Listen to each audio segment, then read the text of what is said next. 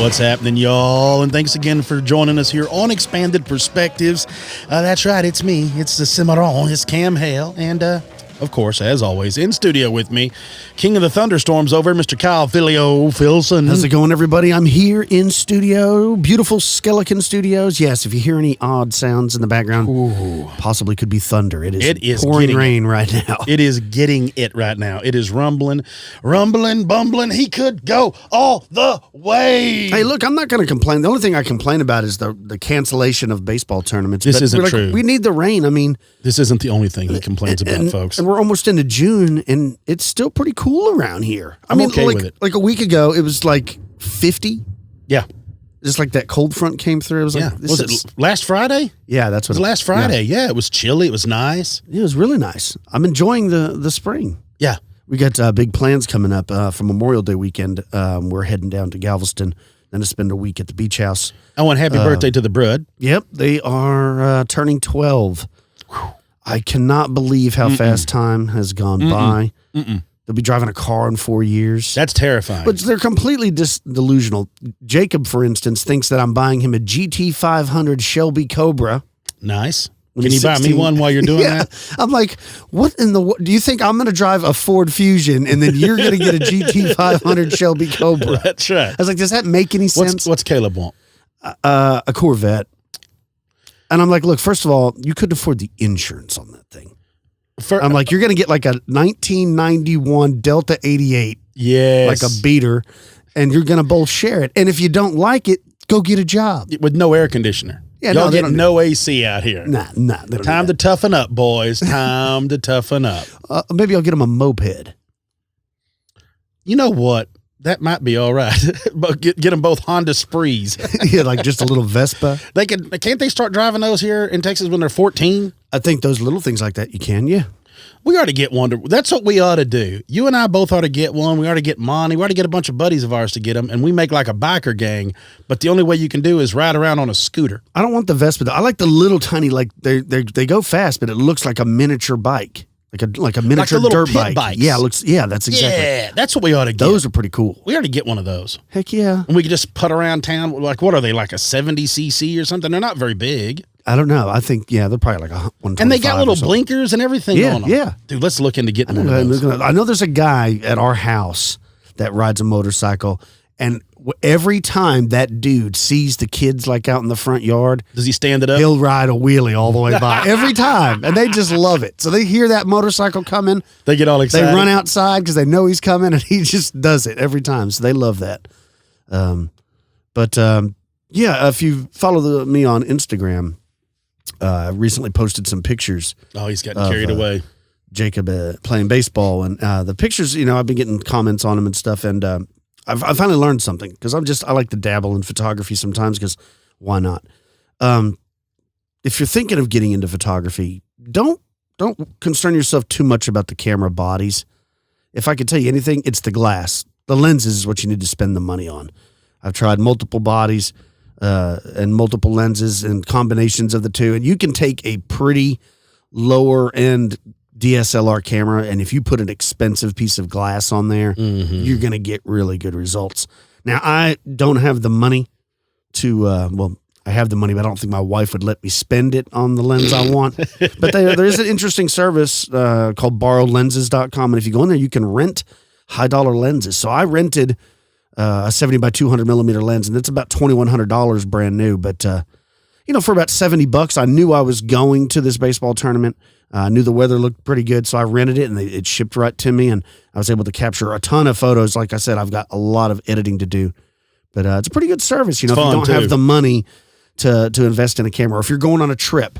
Or it's also a good way to try the lenses. Try all the different lenses out for a little bit before you know. Yeah, then buy a used one. Yeah, it's a bunch of glass. As long as it's not cracked or damaged in any way. A piece as long as you didn't get drunk, knock it over on your tripod, you're good. Yeah, no, it should last for years and years and years and years. So, and it also helps to have Lightroom. That definitely, if you're shooting raw, you can fix any of your problems. You shoot raw? Yeah. I shoot raw. I'm not good enough yet. I'm not perfect with the photographic triangle, so I underexposed, overexposed. Oh, yeah. As long as you're shooting raw and you got Lightroom. I'm such an idiot. My histogram looks like it ought to be like an Excite Bike. Yeah. We've been using Adobe products for like 4 years. Here we go. So like I have all the stuff, but a lot of it I don't ever use. Like I don't use Premiere very much because I'm not editing video very much. I don't use Illustrator or some of the other products. I use mostly Audition because of the podcast. Yeah. And I do use Photoshop from time to time and Lightroom. So I didn't know until a week ago that there's 2 versions of Lightroom. I didn't know that. I had the app on my phone. It just never dawned on me that was a different version. So if you know what I'm talking about, there's Lightroom Classic and then there's Lightroom CC. I had no idea. So I bought these presets from a guy I follow on YouTube. Shout out to Jared Poland. And these were presets for Lightroom. And I thought those would be cool when I go shoot the baseball tournament this weekend. I could use some of them to get some cool. Yeah. And it was like $30, whatever. So I bought it, downloaded it, followed the instructions. Couldn't install. It would not install in Lightroom. I'm like, okay. First off, anytime there's a problem with a computer or anything like that, 99.9% of the time, it's me. It's user error. I'm an idiot. There's nothing wrong with it. It's not working properly. It's me. I instantly go there, and I was 100% correct. Anyway, so I tried, and I started watching videos on Lightroom. I sat there for 2 hours trying to get these presets installed. Wouldn't work. So finally, I'm like, well, I'm just going to email them and figure out. And even in my email, I said, hey, look, I just bought this. I can't get it to load. I'm a dummy. I said, I'm an idiot. It's 100% me. I know it's me. I'm not knocking your product. I just can't figure it out. Could you possibly send me some tips on what I'm doing wrong? He goes, well, he replied back pretty quickly, like within 5 minutes. He's like, are you loading it into CC or are you trying to put it in Classic? Instantly, I'm like, what's he talking about? Right then it rang. You're like, then I go look online. Ding, ding, ding. Yep. There's 2 versions. So I go look at my Creative Cloud and has all the apps that Adobe offers, right? Yep. Sure enough, there's a different Lightroom in there. So I download that. Presets go installed right perfectly, instantaneously. You messaged him I had back? no idea. Oh, yeah, I messaged him back. I'm like, oh, thanks, man. It worked great. That was it. I just left it at that. It's painfully obvious. Yeah, you're like, but I told him up front it was me. I'm so stupid. Sorry. Yeah, so the classic version has more technical stuff on it, a lot more stuff you can do with it, but it's only on that computer. Yeah. Where the CC is like in a cloud. So if I edit it on the computer, if I pull up my smartphone, the edited photo's already on there. Yeah, for what is it? CC Creative Cloud. Yeah. Yeah, Creative Cloud. Yeah. That's it. So that's what I've been dealing with. It's just been silly. Every time you start something fun and new, you're just like, oh man, here we go. I have no clue for years. I had no clue. That's the most fun. Yeah. Is when you what have you been up to, man? Dude, just working. Just that's about it. Not a whole lot. Planting flowers with my wife. Just living old man life, man. I'm not doing anything crazy. Are you still creating your succulent garden? I'm working on it. Yeah, I'm working on it. I want to make it. It's probably going to end up being my biggest fear is because they're not cheap. So you got to ease your way into the succulents. Oh, yeah. And yeah, it's going to be large by the time I'm done. When I say large, I mean like 4 foot by 6 foot area that I'm going to end up turned into it. That's pretty cool. Yeah, it'll be. I hope it turns out the way I have it pictured in my mind and the way I'm easing into it. I hope it turns out like that. But other than that, dude, I haven't been doing anything. What about those mushrooms you've been growing? I wish. Yeah. Don't you keep them like You know what I wish? I wish I knew how to go out and pick what are they called? Sorrels or sorrels? Yeah. I would like to know because I'm sure I could go to the woods and pick a mushroom and die within 15 minutes. No, you need to get you a book on I need to take a class. Flora. Yeah. And which ones are not. Yeah, because some of them are poisonous. Yeah, I need to take a class because, I see all these guys online going out and collecting mushrooms. Like, that would be fun, to run around and do that. But I would have no idea. Like, I can tell you that's a mushroom. Yeah. That's about what I know. What's that? A mushroom? That's what's the difference between a mushroom and a toadstool? I think it's just Yeah. I'm assuming. I don't know. Maybe one's flatter than like I said, I don't know. I can tell you it's a fungus. Let me rephrase. That's a fungus. That's all I can tell you. That's a fungus. There's fungus among us. Yeah, that's a fungus. Yeah. That's what I can tell you. I tell you what, I got you something here. Okay. We'll jump into some wild news stories. I got you some little fun here. A fella named Mark Ward was talking about this, and Lon had shared this, and this is actually extremely interesting, and you're going to like this. Took place recently. It says, I think I may have seen one in the middle of the night just south of Amarillo, Texas. And when he says seen one, what he's talking about, folks, is a pterosaur. What? A pterosaur just south of Amarillo. Oh, please tell me more. Driving down I-27 about 1 a.m. headed for Plainview. Now, folks, if you haven't been to Amarillo, like we always say, this is what you need to picture. Flat land. You need to picture like a, what's the best thing to tell you? A billiards table covered in sand and dust. That's with pretty much oil it. derricks everywhere. Yeah, that's pretty much it. So when you hear like the town, even Plainview, that's what you get when you're in Plainview, is a very plain view. Like it literally, that part of Texas. The name, yeah, they didn't put a lot of work in the town's names. And the other, what's that? Level Land. That's out near Lubbock. Yeah. You go up to Lubbock, it's the same thing. Level Land is the name, and that's exactly what it is. Level Land. Yeah, like, pretty much. You could think I'm gonna drive over to that place right there, and you could be driving for 3 hours. It looks like it ain't getting any. I mean, it's ridiculous. That'd be a good place to do some flat Earth experiments because you could measure the curvature of the Earth. It's so flat. Don't you think? Oh yeah, that would be probably be a. It's kind of like, I guess, the salt flats. Oh, I just watched a documentary on that. It was on Netflix. What was it called? Beyond the Curve. Yeah, that's it. Yeah, Beyond the Curve. Because you're a flat Earth lover. No. I just think it's funny to watch them argue. But in the documentary, spoiler alert, they're trying to do this experiment in this canal. Before you even start it, spoiler alert, the world's round. Right? Yeah, exactly. And their experiment fails. I mean, I don't know. It's funny how they just pick which experiments they want to use. So anyways, carry on. That would be a good spot to do something, because it really is. It's vast and flat up there. But anyway, he says that he's heading for Plainview around 1 a.m, Mark was, and he said, and all of a sudden something flew right across the grill in the front of his 18-wheeler. He said, it startled me. He said, if I'd have been any closer, I probably would have hit it. But he said this, it was bluish gray in color, and I got a good look at the wing. He said it didn't have feathers. I saw skin with bone underneath. He says it was too big to be a bat, and with echolocation, he said no bat would just fly in front of my truck. He said the best estimate is that from the leading edge to the trailing edge, the wing was a little over a foot wide. He said it wasn't a bird and it wasn't a bat. So he goes, I'm thinking it had to be a pterosaur. Now look, the idea of that is, first of all, I don't know where you would even have one live if there was one out there. Yeah, it's not like there's caves or caverns or anything. Unless it digs a hole in the dirt and hides out there, you're not going to find one, something like that. My question is this. Could the blurring motion in the morning, 1 a.m., in the headlights, could it have been a turkey? Could it have been a buzzard? Could it have been any large bird in the blur that gave it the appearance? Because with a turkey's wings, with it being, they're being barred, the colors of barred colors, the blurring sensation might give you the idea that you saw bone. Right. I agree. You would think, because if it flew by, when I say flew by, I'm thinking the snap of a finger. When a bird flies in front of your car, you don't just get to know everything. Like, oh God, especially if you don't see it coming. You know what I mean? Like, it's one thing if you see, like, we've all had those birds when you're driving down the road, like in a little city towns or whatnot, driving, going to your house, whatever it is, they're dipping in front of the road. You can see them coming. They dip in front of you. You're like, oh yeah, I see that. In the dark, when one blasts by you, you would think that you might think it's a bird and you might think it's something else. I'm just saying that a pterodactyl, though, a pterosaur with the wing is a foot wide. Now he's not saying lengthwise. He's saying from leading edge to trailing edge is 12 inches. Well, that's not really, bats have foot-wide wings. Absolutely.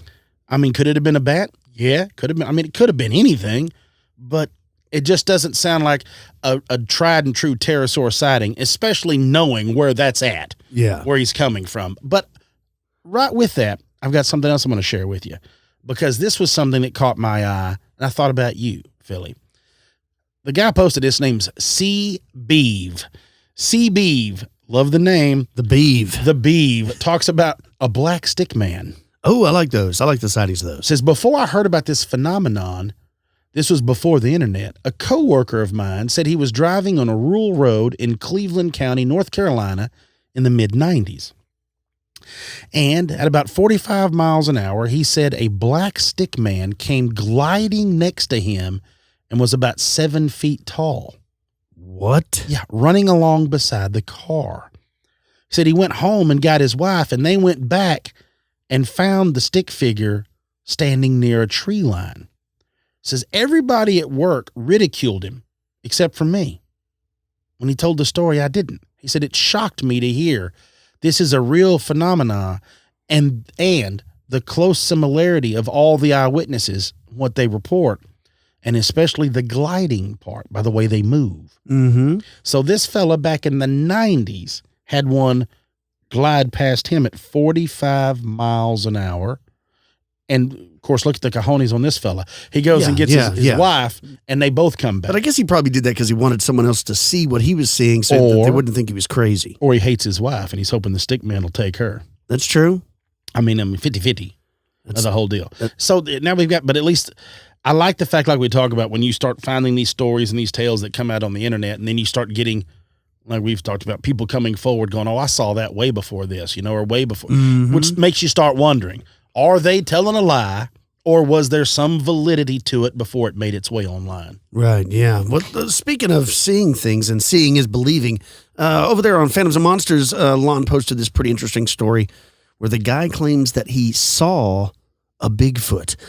He says they do exist, Cam. 29 months ago, I did not believe in Bigfoot, despite having owned hunting property in Perry County, Ohio, which is the alleged home of the famous Sasquatch known as the Grass Man.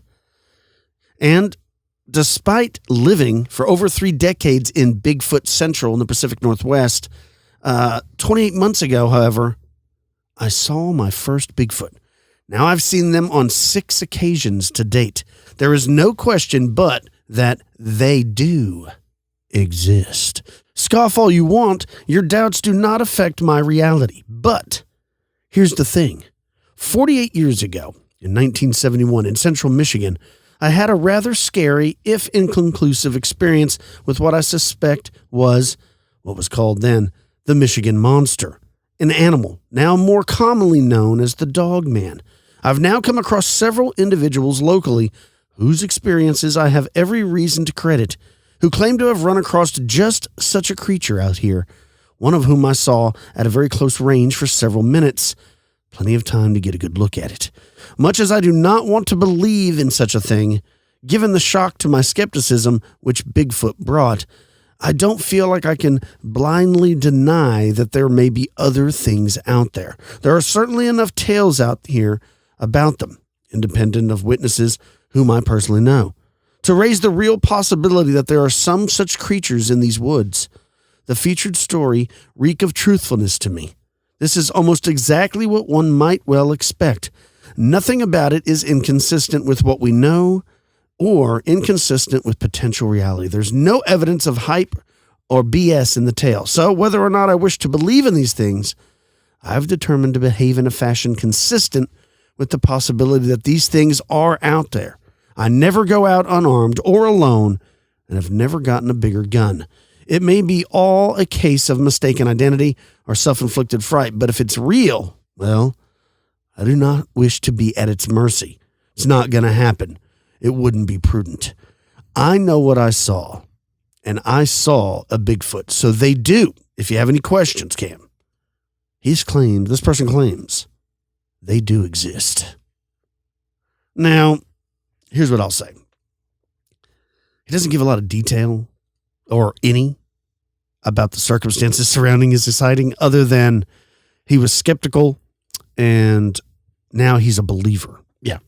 I mean, if you want to lay that out in that way. He didn't really lace the details of what made him a believer. Yeah, I mean, I want to hear the story. Yeah. Where's the story? Just that, I know. I saw. I know it. You're like, what did you see? Yeah, I mean, well, I know what I saw. Okay. Just like the last guy. That guy believes he saw a pterodactyl. Because I think I see stuff all the time. I always think I see something. I'm like, nah, I didn't see that. And I don't mean creatures. I'm talking like stuff at work. Did I move that? Nah, I probably did. And that's because I'm an idiot. Right? Seeing's believing. I think you're right, though. Say you come home from work and something's fallen over. Would your mind immediately go, I got a poltergeist. That's what did that. Or could it have been a gust of wind? Well, I think if you're looking for paranormal things, you'll start seeing it. Just like you talked about. Say you get interested in something like a hobby, or you purchase a particular type of sunglasses or something. Mm-hmm. And then as you're walking around, now that you're like thinking about it, you start noticing more people wearing the same ones. Mm-hmm. It's because no more people are doing it. It's just you weren't thinking about it. So if you're thinking about Sasquatch all the time and you go into the woods and you're scared because he talks about always being armed, you see something scary or you think you do, your mind instantly goes to Bigfoot. Yeah. Where, I don't know. I don't really care for the stories where people claim that they have proof, but then they don't really offer up any, if that makes sense. Yeah. Well, because we like stories. Yeah, that's it. Well, and also like you're talking about, what you saw. I always think back of, they've always done tests on people in stressful situations where they're like, and I think I've talked about it before, where they can't even tell you the color of the person's shirt that may have robbed the store. Yeah, eyewitness accounts are not reliable at all. Yeah, I mean, we deal with them all the time. Because that's the only stories that you get are eyewitness accounts. And it's fun to put yourself in their position. That's what makes eyewitness accounts so much fun to discuss on this show or any podcast or any show, period, that deals with the strange and unusual. But we know that it's a flawed system. But yet, for some reason, we still accept it. We still are like, well, that's what's going down, but we know it's flawed. Mm. I have an account for you. Now that you're going to be talking about Bigfoot, here you go. This, of course, comes from our friends over at Cryptozoology News. Yes. It says, Pennsylvania children encounter a Bigfoot. Zed apparently isn't dead, baby. Zed said this past Friday that he was walking near a dairy farm with his uncle and a few cousins back in 1972, right after Hurricane Agnes, and they saw an unusual creature. He says this, I was 11. We came to a clearing that led down to an area of a BS encampment. We were about 150 yards from a sign that stood about 10 foot off the ground when we saw something, or something passing rather in front of that sign. Now, what Zed goes on to describe was an animal about 8 feet tall. He says that it was dark and huge. If it was a Bigfoot, we saw one. If there's not no such things, then I don't know what we saw, is what Zed said, which I at least like the way he puts I give him credit. Yeah. From 72 till now, he still tells, look, if Bigfoot's real, then that's what we saw. If not, I don't know what that could have been. That's a great answer, though. Right? He's like, because he's not saying Bigfoot's real. No. He's the exact opposite of the other guy. He's exactly the I saw opposite. something. I don't know what the hell it was, and I still don't know what it is. I like that. I like that answer much better. I hate people that are like, they're always 100% about something, where I'm like, I don't think I'm 100% on anything. But even if you had an encounter where you saw a Bigfoot, clear as day, at 20 yards, I would still say, you would still be like, I don't know what I saw. It had the appearance of a Bigfoot, but we don't even know if those are real or not. Like, I don't know what I saw. Yeah. Because you don't. No. How do you know it's a Bigfoot? Maybe it's a Littlefoot. Maybe it's another species. Because you don't know. We don't know if they're there. But here's another one from Cryptozoology News about two people that come upon a Bigfoot family in Washington. Okay. Yeah, lay it on us. It says a father and son said that they saw a group of bipeds in Whatcom County, and the eyewitnesses were reported driving in the area at 9 p.m. this past September, okay? Okay. When they noticed these creatures. It says, my father and I went for a drive up the mountain to stop at this clear cut like we've done 100 times before this, okay? So we're scanning the clear cut with our flashlights, and we saw some eye shine at about 200 yards. Says the man goes on to say that they detected 3 pairs of eyes leveled at different heights. Says at first they thought they were looking at a mama bear and her cubs. He goes on to say, but after shining the flashlights in their direction, the larger creature charged up the hill grunting. Then it stopped and waited for the other 2. Says the witness goes on to explain that they were able to focus their flashlights on that creature and they could better observe it. And this is what they said. It was brown and the eye shine was very orangish. And then it started charging towards us, breaking branches on its way. Then it just stopped and everything went silent. He says the other 2 were just sitting there watching us. Says sometimes they'd stand up and walk a bit, but every time we made a noise, they'd stop and watch us. And this went on for 3 hours. Says it was around midnight when the bigger creature reportedly decided to start walking down the hill. It was on 2 legs, arms swinging below the hips. We're guessing about 700 pounds. What? Said the other 2 followed it, and they are not brown bears in this area. Now, the man said it was difficult to estimate the height at the given distance. Said you could just see the head bob just up and down like when a person's walking downhill. And that's what they noticed. I'm negative Nancy today. I'm gonna have to. You're gonna call a little BS on that one too, aren't this you? one too. And this is why. This is my thinking. Because it's at night with flashlights.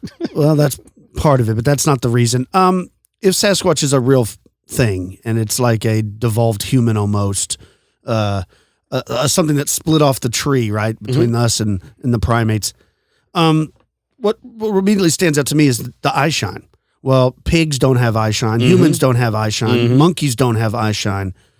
I don't believe that if Sasquatch is real, I don't believe that it would have eye shine. It just doesn't make sense to me why it would. So if they're seeing eye shine, I would assume it's probably a bear. Well, and I'm with you on that whole deal. It's like we know how bright a bobcat's eyes and a coyote's eyes shine. Like they shine. We know Dogman. People talk about eye shine with the dogs or whatnot. So it does always make you wonder I don't know why I'm calling BS on everything If it's today. part of the human genome that we know. Or primate. It shouldn't have eye shine. Nope, no primates do. Yeah. Their eyes are like ours. Exactly. So I don't know. I'm with you. I don't know. All those stories, when you start really breaking it down to what we know scientifically. And, and I've heard the stories where Bigfoot had glowing red eyes. You've heard that too. Yes. But is that, or is that something because in movies they make monsters have glowing red eyes? You know what I'm saying? That's it as well. I don't know. But I'm not gonna try to be negative all day, but it's about time for a break. And when we get back from the break, I'm going to be talking about some scary experiences people had while fishing. Stick with us, folks. You're listening to Expanded Perspectives. And we're back with Expanded Perspectives. Cam, it's spring. Spring's finally here. The fish are biting. And I know you're a big angler and you like to fish. You were just talking to me the other day about getting your kayak out and exploring some fishing. I heard the striper are running around here. We're getting ready, yeah. I was just talking to my brother-in-law yesterday about striper fishing, and he said that they've been hitting over there in Lake Granbury and that I need to bring the boys out. And Caleb just recently got some new fishing stuff for his birthday. So in the spirit of that, I was thinking about you actually the other day when I was driving around thinking about you going fishing. Oh, that's sweet. And your fear of sharks and things, because you had told me a story of a fellow that we both know who was using his kayak to paddle the bait. They were shore fishing, right off the beach.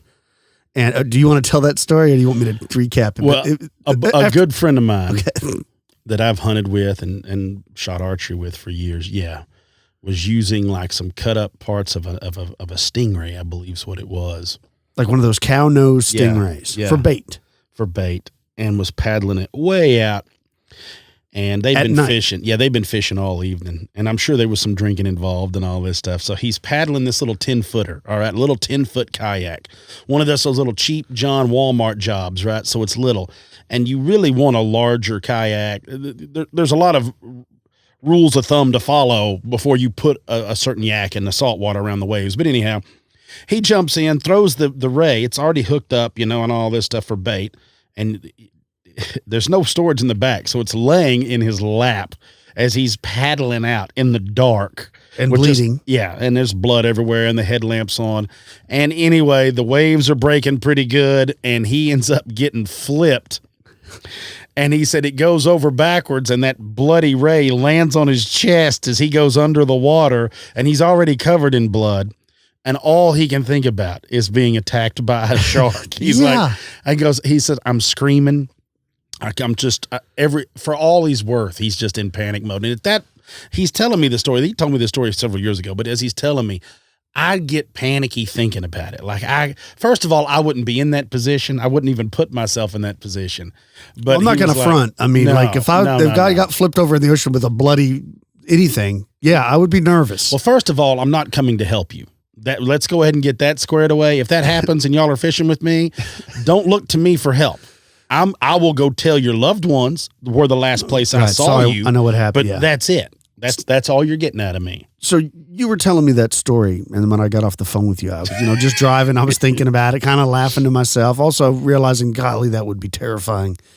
And I started to think about, what about strange and unusual events, that have happened to other anglers and guys and girls who maybe have witnessed something strange while they were out fishing. So when I got home, I got on the interwebs and I started doing some research, and I found some very interesting stories.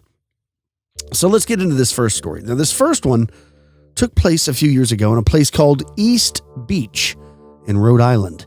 Now, this person, they were out fishing with their father, and they actually witnessed what they thought was a ghostly apparition of a wrecker.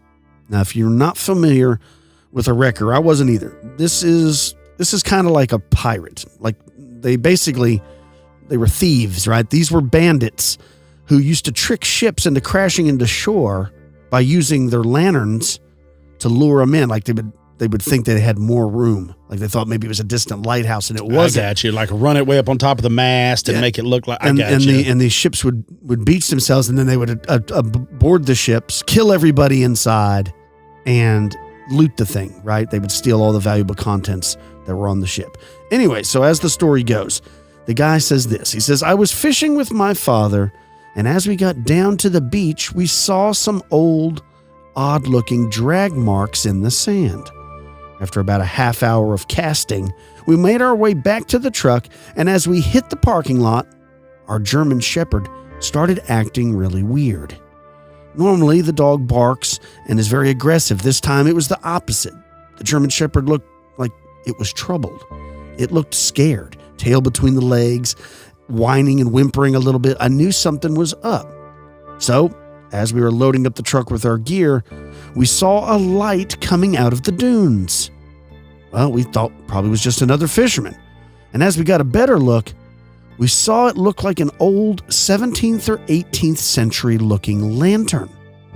Then we saw two more lights. And all of a sudden, four people walked out, and they were all wearing colonial-looking clothes. At that point, we just threw everything in the truck, picked up our now growling dog, and blasted out of there. As we pulled out, our lights went right over the people, and we saw they were indeed wearing ratty-looking colonial-style clothes. It really freaked us out." So, was that a ghost sighting, or was it more like a time slip? Like all of a sudden, they were out there on the beach, and or was it just cosplay? 5 or 6 people dressed like colonial people walking around with 18th century looking lanterns, right? No, yeah, no. I mean, you wouldn't think it was possible, but I mean, that's crazy, right? You like those stories where it's kind of like a time slip, where for whatever reason, something is being replayed that happened a long time ago. It's almost like they're caught in that loop, like they can't get out of it. Yeah. Like to them, it may have only been a few minutes they've been stranded, but in reality, they've been there for several hundred years. Yeah, and I wonder if, there's certain places on the world where like something traumatic happens, something terrible happens, a murder happens, and then whatever, that house that's left after is always haunted, and they can even raise that house and build a new structure in its place, but that area will still be haunted. Or you talk about people building over like Native American burial sites and those places.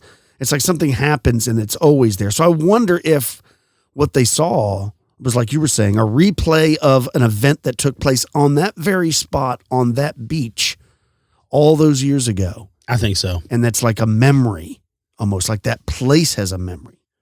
Or maybe just that area has some sort of... Maybe it was Bagger Vance, and he went down there and got his golf ball. And you remember that? That's still a cool show. And he had the old looking clothes. Remember Will Smith? Yes.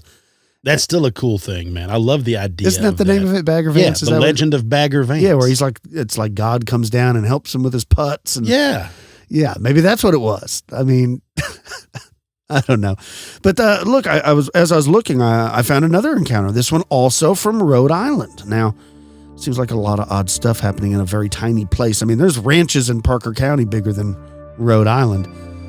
This one says, my buddy and I were fishing at a certain fort in Jamestown, Rhode Island one night. We were soaking some bait, and at one point, my buddy decided to walk to the boat dock about 50 yards away. The whole walk, There, he said he sensed someone was behind him. He said he even heard footsteps. He would walk, he would hear the footsteps, and he would stop, and then they would stop. He would pick up again, walking, he would hear them again, he would stop, and a few seconds, the footsteps would stop again. He thought it was me that was walking with him, playing some kind of prank on him. But he said when he turned around, no one was there. He said it creeped him out pretty bad, and he never went back to that spot with me. Now, flash forward to the next summer. I decided to go fish this spot by myself, the same spot. Now, I had completely forgotten about my friend's experience until I got to the dock, and I unloaded everything and started to soak some more bait. It was a clear, moonless night. There was no wind, not any breeze of any kind. It creeped him out. About a half hour into watching my rod, I started to smell some perfume around me. I thought it was pretty weird since I was the only one there, but I clearly smelt the sweet smell of perfume. The smell kept getting stronger and stronger, so I walked about 10 feet to my right and the smell disappeared. I walked back to my original spot and the perfume smell was still there, this time stronger than ever. It was so strong at one point that my nose started to burn, and at that point I said, "Where the hell is the smell coming from?" Soon after I said that, the smell disappeared. That's when I packed up and left. I've never been back to that spot. So what do you think? Was it like a ghost?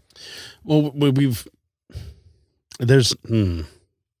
I mean, you've heard many tales. Well, we've talked about it whenever they were in hotels, haunted hotels where they would smell tobacco smoke. Yeah, they would exactly. Smell different perfumes. People recognize a particular perfume that their grandmother used to wear. Yeah. Now she's expired, and they smell that, and they feel like calm, like my grandmother's in the room. But you're not going to find that outdoors. Outdoors. It doesn't happen that way. So once again, did something tragic happen in that spot some time ago? And for whatever reason, the ghost of this woman, or I guess it could be a man wearing perfume, still lingers from time to time. I don't know. Creepy. Yeah. Well, let's move on. Well, I'm thinking that, like, even with, like, it's not going to be flowers. There's not going to, if you realize, like, I understand if you're going to have, like, what am I trying to think of? Like a lavender smell. Oh, yeah. Like, there's going to be certain smells that you're going rose or lilies or something. Yeah, that you could, but it being strong enough and then overpowering the bait he's soaking. Yeah, that's strange. That's really strange. You smell the salt water, the bait. He's watching his fishing pole or his rod. You used to fish so much with live bait when we were younger that you were known as the master baiter. I remember that. Yeah. Let's move on. When I was looking at some of these stories, there seems to be a lot of paranormal happenings in and around lakes. Lots of these common experiences are the feeling of being watched, or anomalous noises, or even voices, perfume. Sometimes they're actual sightings of ghosts and shadow people or other strange apparitions. Lots of times glowing balls or orbs of light are seen around the water. Of course, the famous swamp gas. People are always bringing up, oh, you didn't see a UFO. It was swamp gas. I don't know how swamp gas looks like a flying disc, but now this strange account, this next one, actually took place across the pond over in England in a location known as Gosfield Park Lake. And apparently there was a group out fishing for carp at night when they had a run-in with the paranormal. Now, the story goes that while they were out fishing, it was a warm spring night, they were suddenly hit with a cold gust of wind, seemingly out of nowhere. And several of the witnesses claimed that they were overcome with a feeling of sadness or despair. Something didn't feel right. They claimed as darkness began to fall, a little light but cold breeze sprang up from nowhere. Just chilly enough to make you lift the collar of your shirt and shrug your shoulders and shake. Even more strange was that it seemed to come from a dense wooded area which kissed the edge of the lake and ran back up the hill to where the hall once stood. We became aware, all at once, of a great presence descending around us. Hard to describe, it just felt heavy, dark, and very sad. Now the three of us, were well-seasoned anglers, spending much of our time fishing after dark, and oftentimes alone. This was something else, something we had never experienced before or since, thank God. I think I'll call it a night, I said. Feels like a storm is coming, I told my friends, and the others agreed and said we would stop for a pint on the way home. That's when it happened. From out of nowhere, a scream rang out, a scream so loud that you couldn't think straight. We froze to the spot and reached for our torches, or flashlights in America. They didn't work. 3 torches and not a glimmer between them. The scream turned into a creepy wail, still loud, and one long note drowning our voices as we tried to speak.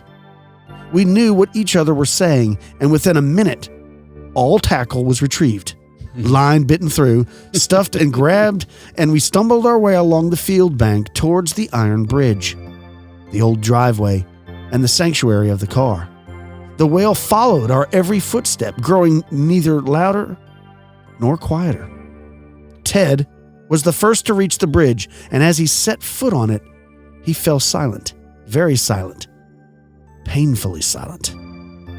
I reached for my torch, and yes, this time it worked. So did all the others. We looked at each other in disbelief, but dared not to utter a word. I mean, what could be said? And if we spoke, would the screaming start again? So we just looked, then continued on the long walk to the car. How many times I looked over my shoulder? Well, I would be guessing, but it was a lot, and the same went for the other 2. We didn't stop at the pub. We drove straight home, in silence. In fact, it was more than a week before we spoke about it, and then when we did, only for a minute. To this day, me and my friends don't know what we experienced, but we don't believe it was a woman screaming. I can't really fully comprehend or explain how to describe the sound of it, but it was loud, and it was wailing, and it was creepy, and all 3 of us heard it. What do you think of that? I've actually heard, you remember the time that I was talking about the Native American ghost that they saw down there on the Pins, the Padre Island National Shore? Yeah, I was going to say, that was just the Texas ghost stories, yeah. You remember the one about the rattling chains and the screaming and the wailing that came up all around the guy, the whole thing, right? The whole deal was going on that way. This isn't the only time I've actually heard people fishing reported hearing wailing and crying. Yeah, at different lakes just here in Texas. I've heard it come from, so it always makes you wonder, what is it? But I've heard it come from a lot of people talking about the things that they've heard while fishing, and there's a lot of like wailing and crying goes on. Some of the stories, like we've talked about it before, I don't remember the Japanese cryptid that makes noises like it sounds like a baby, tries to lure you into the surf. Yeah.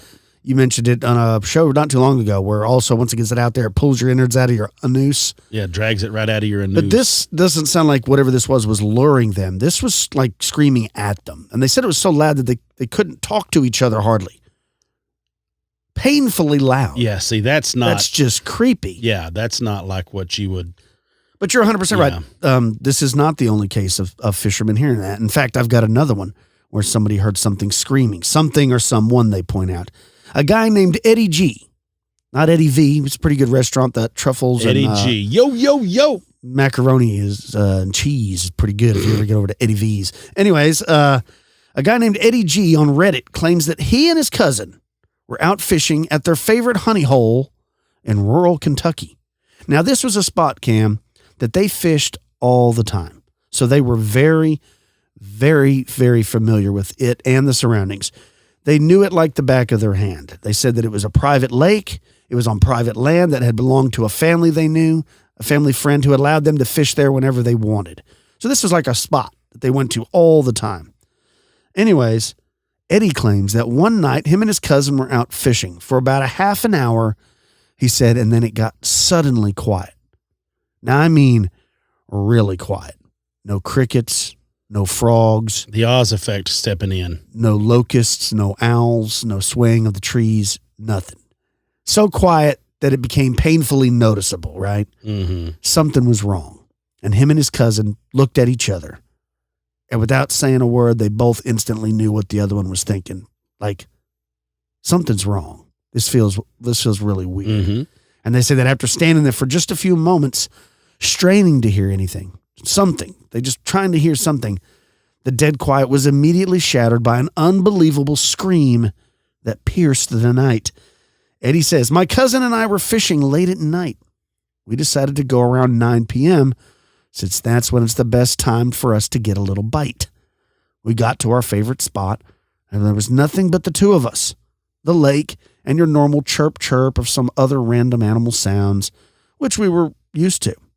Well, about 30 minutes into our peaceful night of fishing, suddenly things went quiet.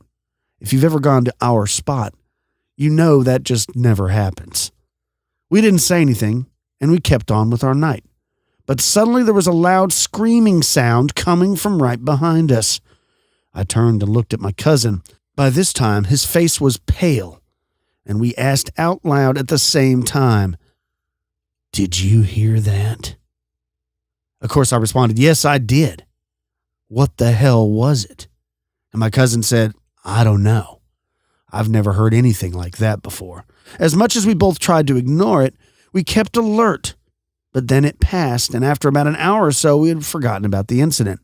We didn't catch much, so we decided to pack up and call it a night. Now, when we were headed back to our truck, we started hearing rustling leaves behind us. We turned around, thinking that it probably was an animal, but there was nothing there. We kept right on, and as we were about to hop into our truck, a woman appeared right in front of us, only a few feet away. She looked dirty. She looked like she had been beaten up and had some blood stains on what seemed to be a nightgown of some sort. So we shouted, are you okay? Do you need any help? And she just continued to stare at us. Then the shrieking scream we had heard before came out of her mouth. My cousin and I were petrified and nearly pissed our pants. We got into the car and drove off. We haven't gone back to our spot ever since. We've never told anyone about it, and I can still hear that scream in my head from time to time. So what the heck? A apparition of a dead woman is out there in her nightgown? I just feel bad that were they sure it was an apparition? I don't know. Maybe it was an old gal that got beat up. She was just having like a meltdown, and they just ran off and left her. I don't know. And when it comes to that point, you kind of got to grow a set and go, well, looks like I got to wade off in there and find out what's going on. I want to know more about the location. I mean, they're talking about it being a private pond on a private land in Kentucky, but it doesn't tell me how rural. Yeah. Like if we're out in the middle, like say me and you were out at a private pond out, say, Eastland Breckenridge area. I mean, there's not going to be a woman just walking around in the pastures. And if she is and she's wailing, she needs help if she's all the way out there. I don't know, but that's creepy. Oh, that'd be unnerving, wouldn't it? I'm trying to think of one of the movies. Everybody knows my wife's a big horror fan. I was watching one of those movies with her years ago, and there was some kind of creepy dead woman, and she would just open her mouth, and like this insane sound would come out. That's what I'm picturing. Sounds like our wives. Yeah. I got another one for you. And this time, this comes from the great state of Tennessee. A guy was out night fishing with his wife and another friend when he got the urge to break off from the group to try to find a better fishing spot. And that's when it happened, Cam. He said, I decided I wanted to check out a spot further downriver. So I left my friends and wife behind and headed off into the woods. Now I'm about 100 yards or so down the path, all alone, just me and the crickets. That's when I heard a female voice say my name, loudly. Say my name, say my name. Plain as day, like someone was standing a few feet behind me and was trying to get my attention. Bitchel. I turned around, naturally thinking one of the girls followed me into the woods, but nope, no one was there. I'm not really a huge believer in the supernatural or anything, but this absolutely freaked me the hell out. So I immediately headed back, and sure enough, they were still hanging out on the riverbank watching the meteor shower. There's absolutely no way I could have heard them that clearly from that far away.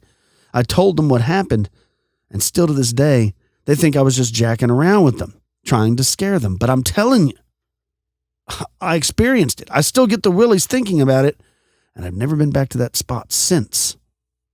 So here's another guy in Tennessee. He didn't see the woman, didn't scream at him, but it said his name. Say it again, please. What? Bitch hole. Yeah. So, I mean, say my name. I don't know. There's a lot of strange sightings in and around the water, not just the ocean, but lakes and rivers and stuff. And don't forget one of the most famous cases, the alien abduction of Calvin Parker and Charles Hickman in the Pascagoula, Mississippi event. Remember that took place like in 1973. They were out fishing one night, and they claimed, prior to that is whenever there was a squirrel got loose in a church down there in Pascagoula. Oh yeah, yeah, and that sleepy little town down there. Ray Stevens has a song about it. yeah, exactly. Yeah, if you're not familiar with that case, that was back in 1973. Calvin Parker was 19 at the time. His buddy Charles was like 42 or 43. Apparently, they were fishing in a spot where you're not supposed to be fishing. There were signs clearly posted saying no fishing here. And guess what? And at some point, while they were fishing, they saw some crazy-looking moving blue lights reflecting off the water. Instantly, they thought it was the fuzz. They're like, oh, man, it's the cops. They're going to come down here and give us a ticket for trespassing or whatever. But when they turned around, it wasn't the cops. It wasn't the law. You break the law here, you get probed, boy. Yeah, it was something they couldn't explain. They saw this strange-looking craft. They said they were hit by a bright light, which paralyzed them in place. They couldn't run off. They just sat there, and 4 of these grotesque-looking aliens came out. Probed them. Took them aboard their ship, performed God knows what experiments on them. To their anus. To pretty much all orifices. And they prodded and deposited poked, them back upon their vessel. Dipped, chipped them, tagged them, whatever. Tag them and bag them, boys. And they dropped them off on the bank. And they were both shook up, understandably. Calvin, the 19-year-old, he didn't want to say anything. He was like, we can't tell anybody but this. Charles, the 42 or 43-year-old, he was like, no, man, we got to tell somebody. So he called the sheriff's office. We got to tell everybody. Right. The sheriff's office came down. They checked them out. They interviewed them. They went on to be hypnotized. They went on to take polygraphs. And they passed every single one of them. Story stayed the same. Story stayed the same. So that's a very famous case. Folks, whenever you're thinking about trespassing, doing a little fishing, remember, they're watching you. Yeah. I wonder if it's they're gonna look up inside you. You know, you can, if you go say sandhill crane hunting and you knock one of those birds down, you can look sometimes and they'll be collared or banded. Or tagged, banded. Yeah, and there's like a 24/7 hotline. You can actually call. You're supposed to report the band, and they'll tell you like when that bird was banned, where he's been, where it was banded. Yeah, when he was born.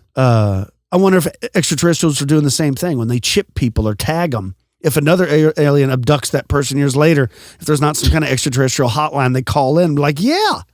We got him whenever he was 12. Yeah. Zoop Zock captured him like 5 years ago when he was carp fishing. Well, if you know anything about bird hunters, like especially, let's say, not bird hunters, okay, duck hunters, crane and stuff like that, but duck, geese. Yeah. That's what they want on their, like their lanyards that their calls are on. When you kill a banded bird, when you call in, they'll send you a certificate all about the bird.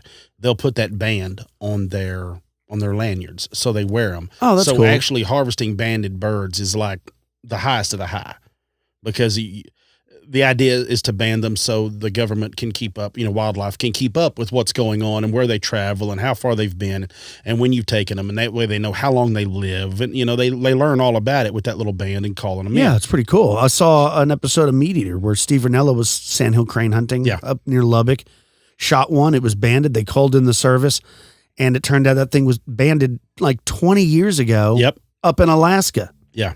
So, I mean, you look at the range of those things. I've had my nephews shot a few banded ducks and stuff like that.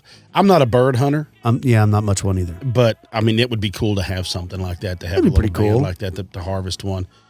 Yeah, but it's time for a break. I hope everybody liked those fishing stories. I've got some more of them. They freak me out because I don't. You'll be thinking about it the next time you're wetting a line. But let's take a break. You're listening to Expanded Perspectives. And we're back with Expanded Perspectives. Yeah, I like ghost stories or strange sightings just about anywhere. If you happen to be out fishing or just in the outdoors, or I guess you could be anywhere, I guess. You could be at the mall or whatever, food court. If you have a strange sighting you'd like to share with me and Cam, please send it on expandedperspectives@yahoo.com. Cam? If y'all have one at the food court, don't send it. I don't want to know that scary shit's going on at the mall, man. I don't really hang out at the mall very much. Like I did when I was younger.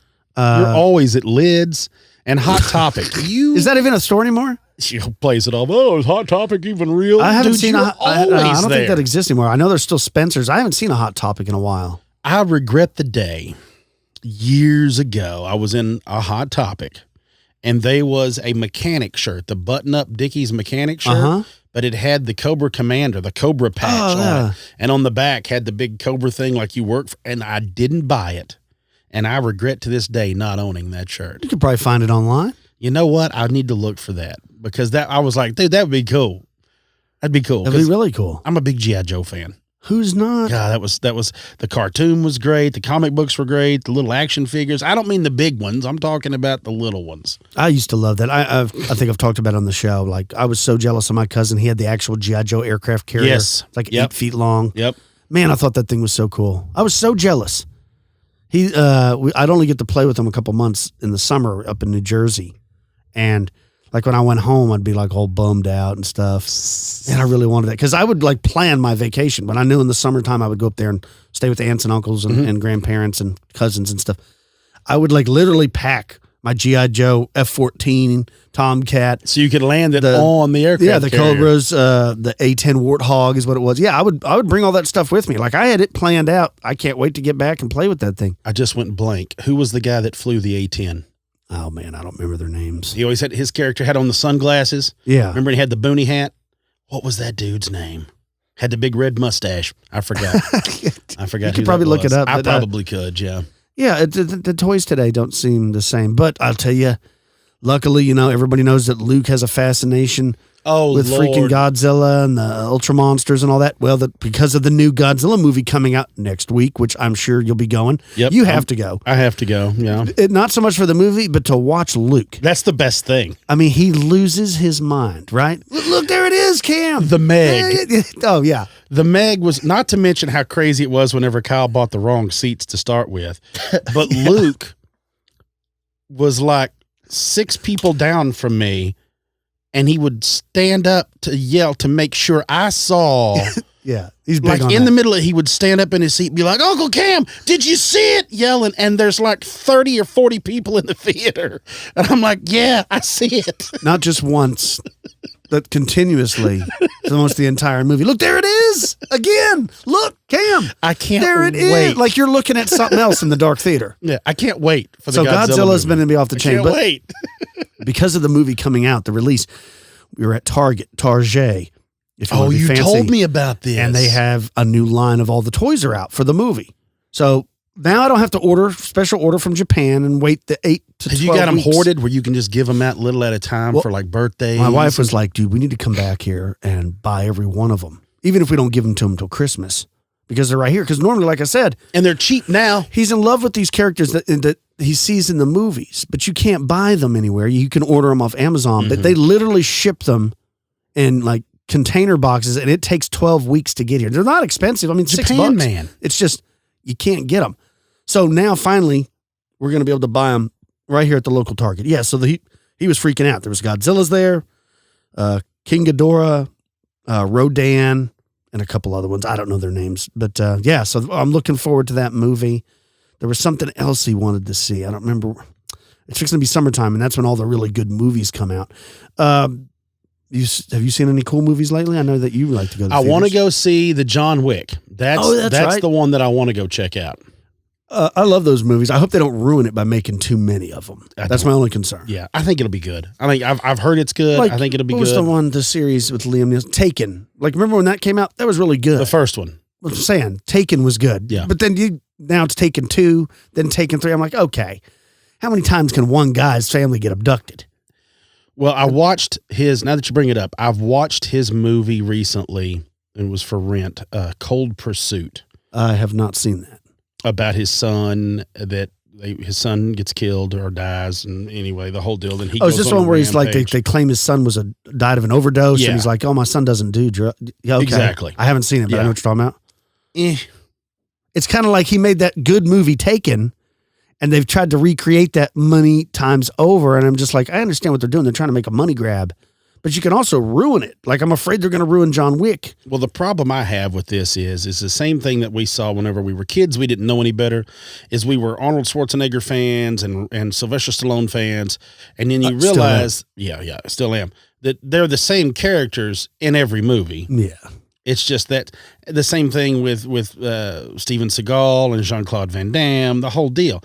So you go through that, whereas now it's not as. You can't fool people like they used to. Like, look, I understand he might be a tough guy, but Liam Neeson is an older gentleman. And speaking as a fella in his mid-40s, I'm not near as tough as the dudes that I train with that are like in their mid-20s or in their mid-30s. No. And it's never going to be that way again. Are you talking about like when you watch a movie and like Ruby Rose, who's like 5'2" and like 89 pounds, is just destroying people like Tate beating Fletcher? up John Wick. Yeah, you're like, come on, man. I'm like, look, I appreciate what you're trying to do. I do. I appreciate it. But you're like, she doesn't, it's just not, I'm not even going to get into it. It's just one of those deals. So and I know I'm going to the movies. I have to just suspend disbelief. Yeah, I have to just throw it out. But still, sometimes it's hard. You know what the hardest for me is? What? Any movie that's archery related.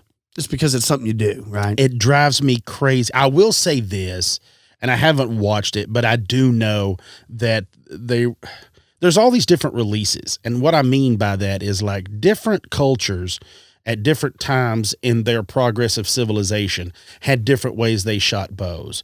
So by that, I mean like the Mongols had different bow designs and different ways that they shot in different releases, thumb rings as compared to split finger, as compared to 3-under, and different releases. And so there's different ways. Like there was certain Serbian releases. There's a Serbian release that's a split finger, but the finger stays on the outside of the arrow because the arrow is not on the opposite side of the bow. It's on the outside of the bow. So there's lots of things to keep up with. So it's one of those that I'm such a dork for archery that I have to know the movie, know the era it takes place in, know the person's background that shoots it and that's go, not right. He wouldn't know how to do that. Yeah. It's because I think it's because you're close to the subject matter. I'm the same way. I'm sure everybody is. Like, I can't play guitar. Yeah. But I'm sure if somebody's a really good guitar player and then they watch a movie, I'm sure they're easily able to tell, like, dude, that dude ain't playing that guitar. He ain't doing nothing. That's not how you do that. Yeah. Where I'm a dummy, so I'm like, I don't know. That looks pretty good to me. Well, just like fight scenes, when you watch a dude get head kicked and he jumps right back up, you're like, dude, that ain't going to happen. Somebody shin kicks you in the neck, you ain't hopping right back up, player. I like where they're like they're firing their pistol in the cab of the car, and it's like not a big deal. Oh. I'm like, dude, that would never happen. That's how I lost my hearing in my left ear. But, you know, and I'm with you. If it's a movie like The Predator where it's an alien, I'm okay with it. I'm okay. You can, I suspend disbelief, no problem. But when it's supposed to be like a real movie, yeah, that's when I start getting picky. I feel bad because bring up Predator. Oh, my dad, this week, my mom called me like on Tuesday. It was like, hey, I want to go have drinks with my girlfriend. We want to have some margaritas and stuff. Is it all right if I drop your dad off at the house? I'm like, yeah, go for it. He comes over. Guess what? Predator, the new one, is on HBO.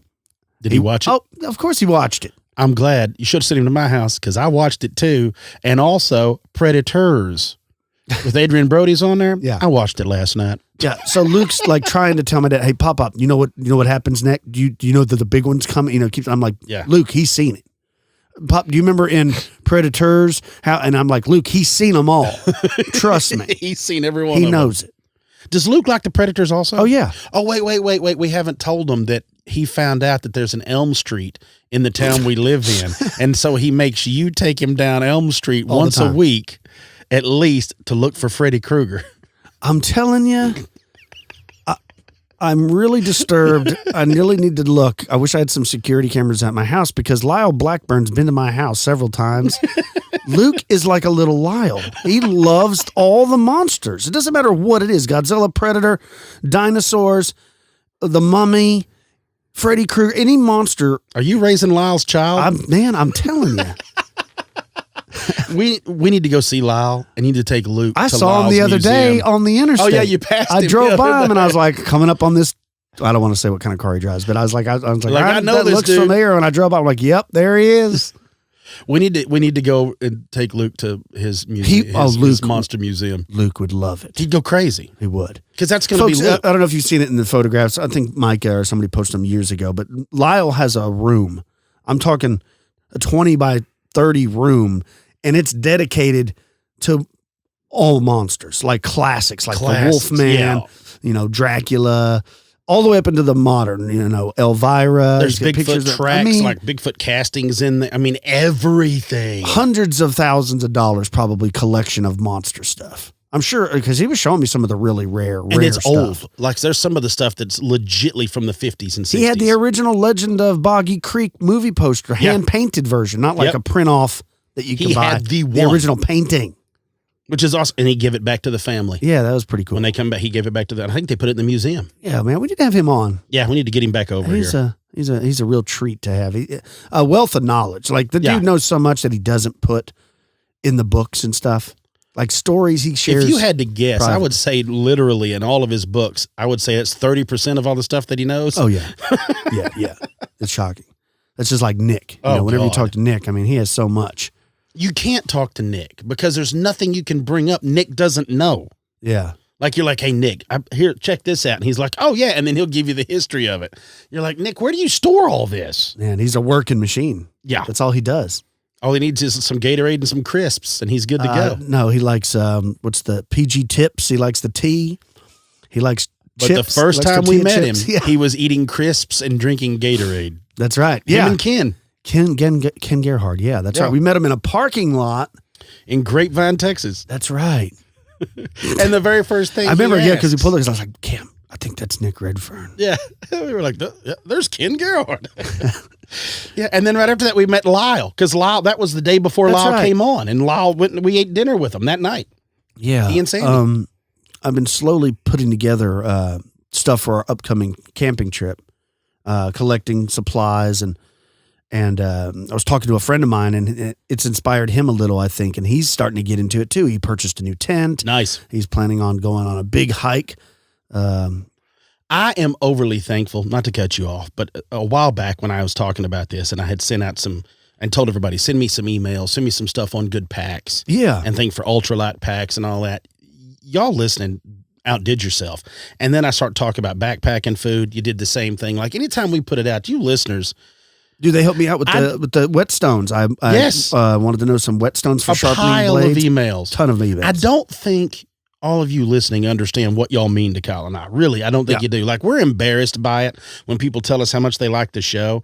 We enjoy it because y'all are a wealth of information that if we have any questions and stuff that we could get online too, but we're like, I also like to talk to people that I know have had experiences with certain equipment, because reviews things. Are, you can't always believe reviews. A lot of the companies pay people to write them stuff. Exactly. Yeah. So whenever we ask and y'all send stuff, like, you don't realize how nice it is to have y'all there to where we're like, hey, what do y'all think about this? Next thing you know, boom, we get inundated with emails, and then we're like, awesome. And you get to go through it and read all of it and follow all the links. And next thing you know, you're 3 hours in looking at whetstones.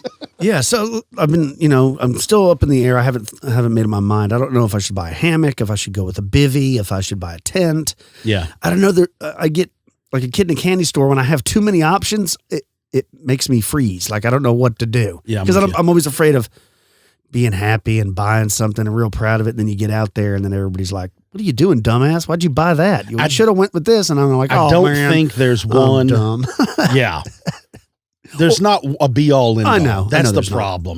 That's the trouble, is there's always something that you have to change it up. And I think that's been the hardest thing for me as getting older and getting my gear. Cause I've had for my whole life always done it, but giving up on what I think's my favorite, where I have to have something different. You know what I mean? Like, you get used to carrying one thing, and then when it comes time to use it, you're like, I don't want to leave that at home. I've had some good experiences with it, but then you got to try something new. So, yeah. Yeah. So I've been starting to put that together. I got to get a list going and start working off that list, because it'll be like less than 100 days from now. We're going to be up in the mountains of Arizona. So I'm looking forward to that. I'm looking forward to taking the photos. Hopefully I can get a moonless night, and maybe I can get some astrophotography going. That'll be cool. And then, of course, ultimately, I'd like to get a mule deer while I'm up there. That'd be nice. Yeah? That'd be very nice. What do you got planned for your week? There's a lot of stuff I have going on. I'm trying to dodge around the weather that's going to be here this week for sampling. And I have to meet a fella that's coming back in that does our quarterlies. So I'll have to meet up with him. So yeah, I have a bunch of stuff planned for this week and trying to get it squared away for the Memorial Day weekend. That's me, man. I'm just trying to wrap everything up so we can go down to the coast for a week. So I hope everybody out there has a good one. Don't work too hard. Till next time, I'm Kyle Filson. He's Cam Hale. Peace, y'all.